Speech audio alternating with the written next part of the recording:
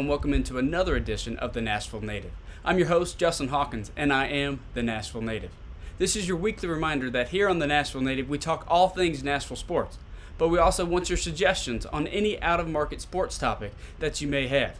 You can do that by following or subscribing to our Twitter, YouTube, Instagram, or Facebook accounts, or sending us an email with your suggestion. Coming up, we've got a good show for you. We've got a Week 3 recap for the Titans and the Raiders. Then we look ahead to the Titans' Week 4 matchup as they head to Indianapolis. Plus, we've got first time ever doing a best moment of the week. And then we close with Albert Pujols as he does it again for St. Louis. This is all next on the Nashville Native. All right, everybody, it's September. The fall weather is out. And finally, the Tennessee Titans have their first victory of the season. Thank the Lord. The Titans won against the Las Vegas Raiders Sunday, 24-22. But right before we get started, I do want to say one thing. It was announced at the end of last week that Taylor Lewan, the left tackle for the Titans, will miss the remainder of the 2022-23 season. He goes on IR with a right knee injury, the same knee that he suffered his torn ACL a couple years back. So considering that Taylor Lewan's cap hit is about $14 million, and he won't have a dead cap charge next season, it is very likely that the Titans will move on from Lewan at the end of this season, and it will be the last time that we'll see him wear the two-tone blue. He'll be very missed, I can say, because right now with Dennis Daly as the left tackle, there's some growing pains with there. He had a very good career with the Titans, and he will definitely be remembered for a long time, especially the big personality that he presents both on the field and off the field.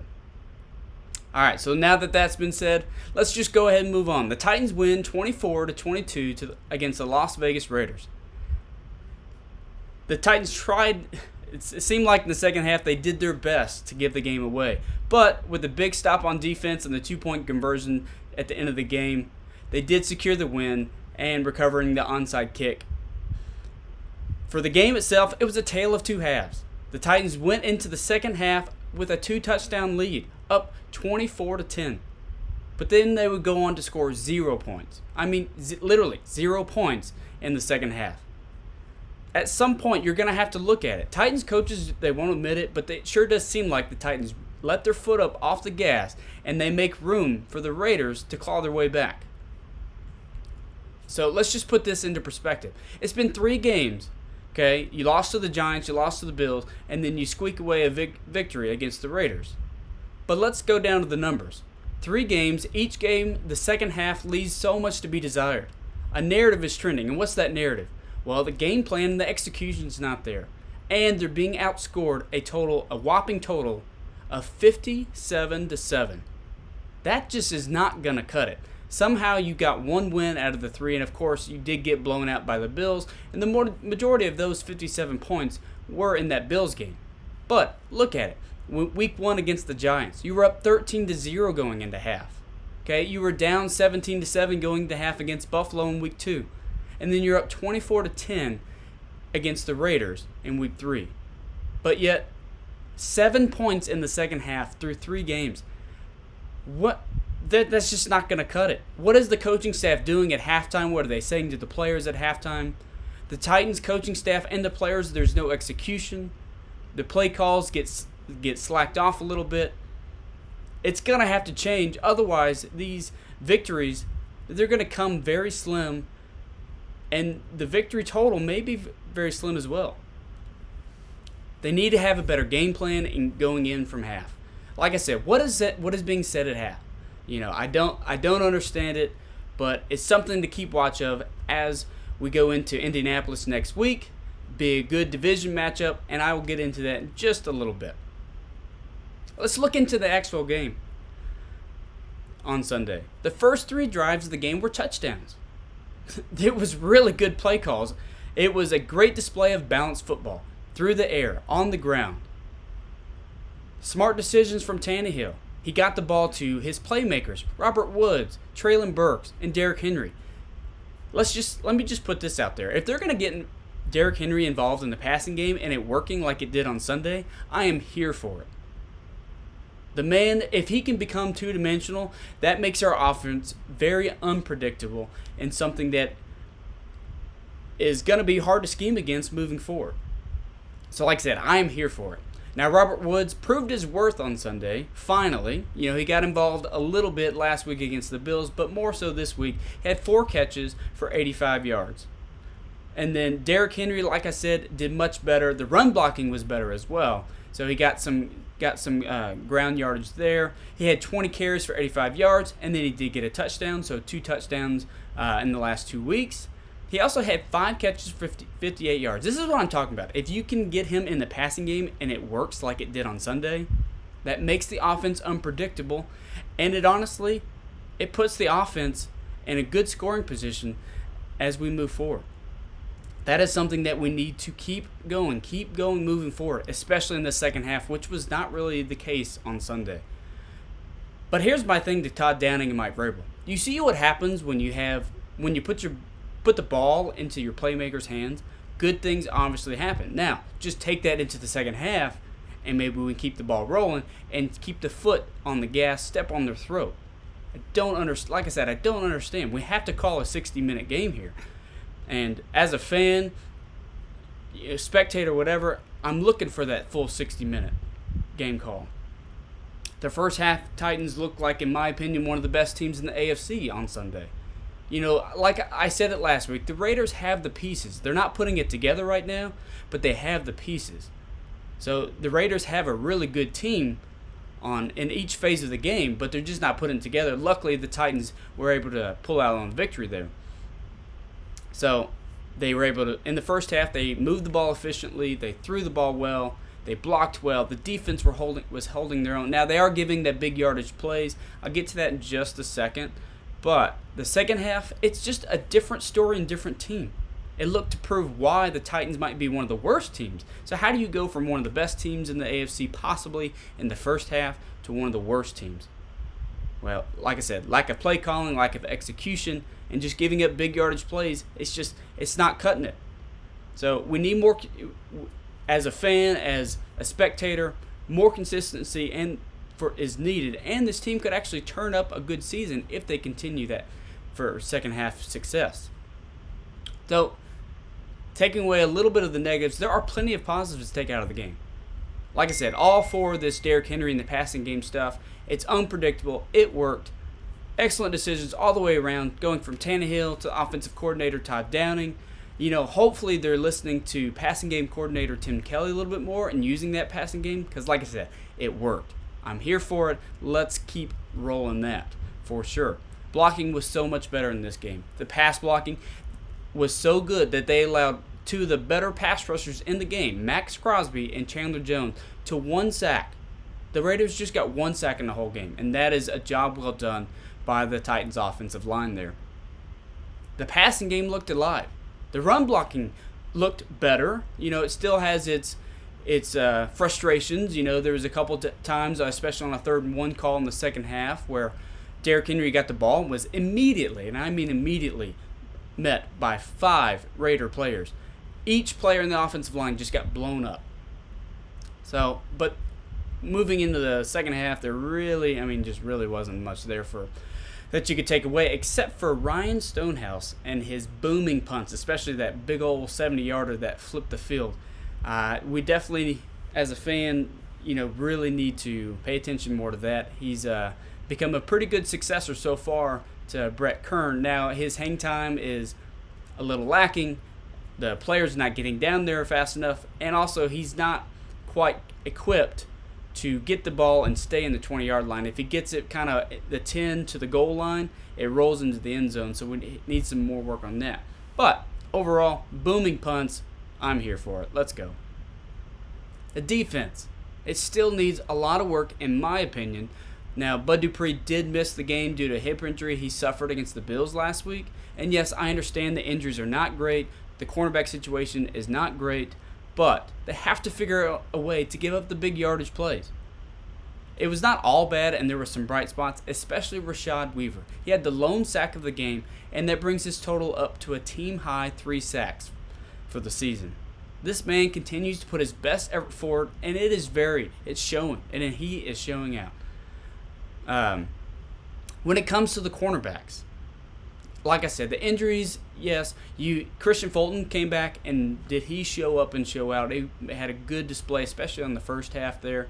Not much was thrown his way. When it was, he was there. He made tackles. He had good tackles, even tackles for losses. But what I'm really talking about is the debacle of Caleb Farley and the practice squad player Terrence Mitchell that the Titans decided to trot out there and play 53 snaps. He was signed to the team on Wednesday, and then started the game and proceeded to play 53 snaps on Sunday against the Raiders. The dude got torched, but what did the Titans do?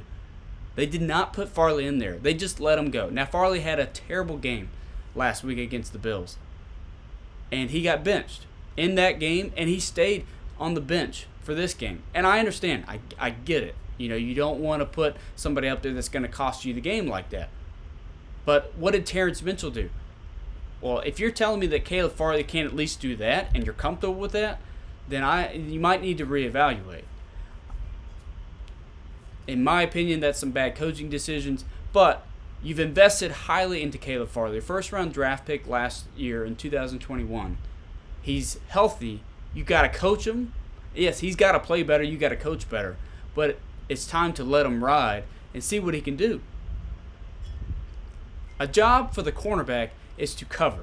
But what did Terrence Mitchell do? The only thing that Mitchell could cover was the field, as all he did was chase the receivers as they caught balls left and right.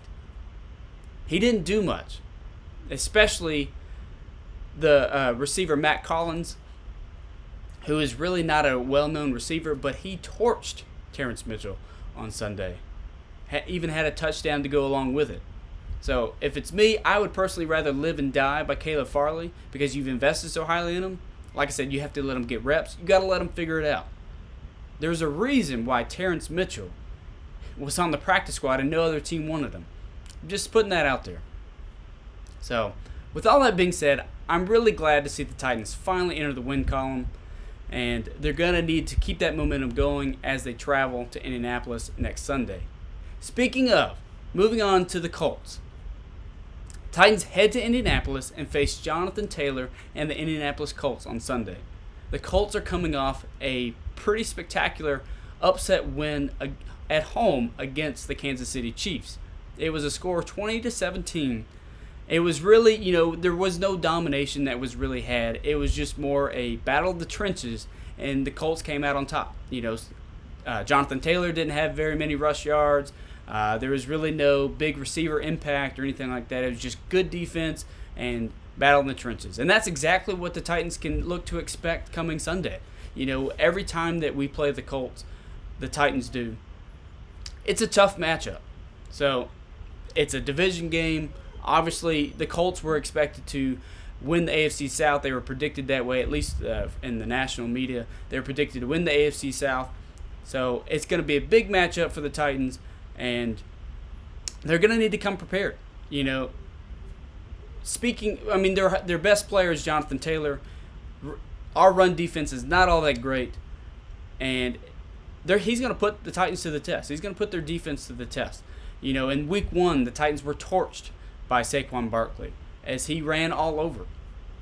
So they're going to need to put a pretty good game plan to not have that replicated and to stave off the Colts.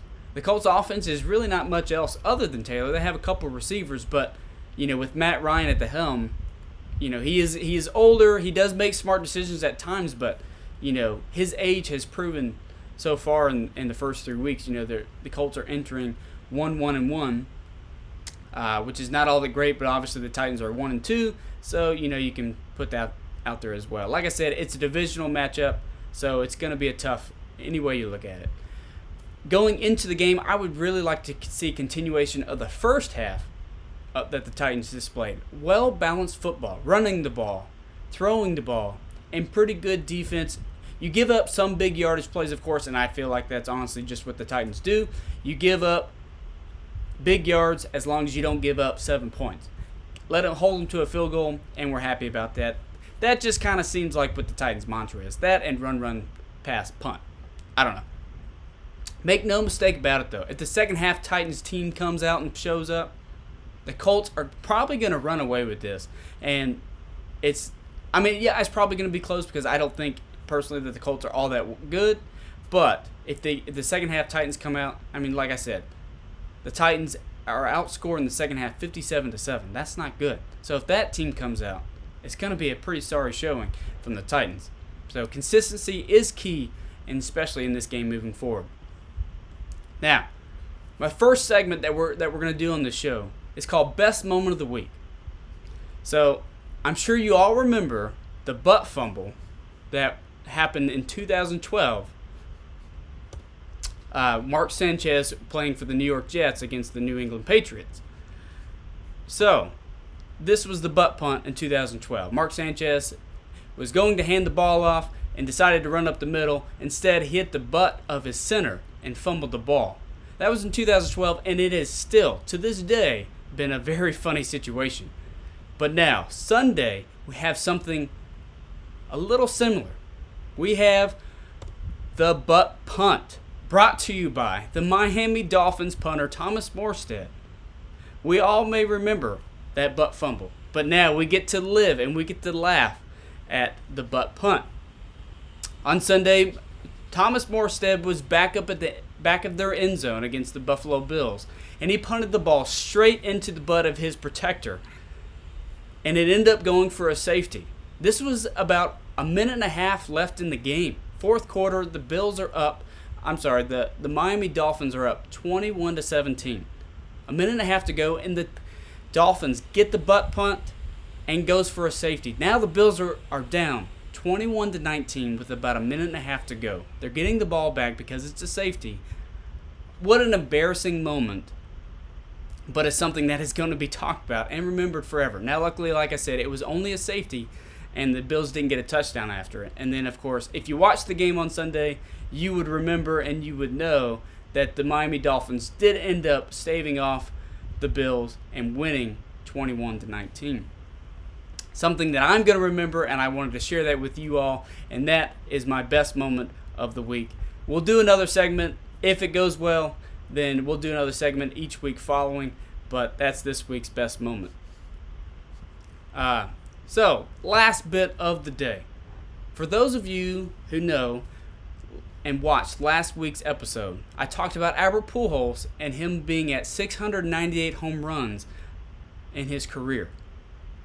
So, I don't know if you know where I'm going with this, but last Friday, if you watched the game, if you followed Pujols, if you followed me, and then that maybe intrigued you, Pujols playing the Dodgers Friday night in LA hit not one, not two. He hit not one but two home runs against the Dodgers, which were accounted for his 699th and 700th home run.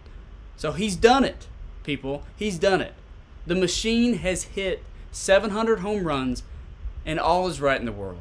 Pujols now joins Babe Ruth, Hank Aaron, and Barry Bonds as the only hitters in MLB history to reach 700 home runs. This is what an amazing and historic 22-season career Pujols is now put on display. You know, he's going to retire, he said, at the end of this season, and now there's no regrets. You've accomplished what you can accomplish, and this is just the cherry on top. Now, the Cardinals and Pujols do enter the playoffs.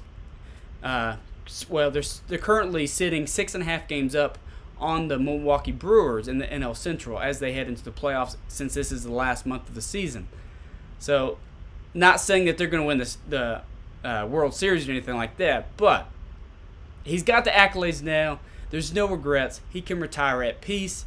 I'm sure in the back of his head, if he went to 699 or 698 home runs, I'm sure in the back of his head he would be a little frustrated. But now the peace is there. The ease is there.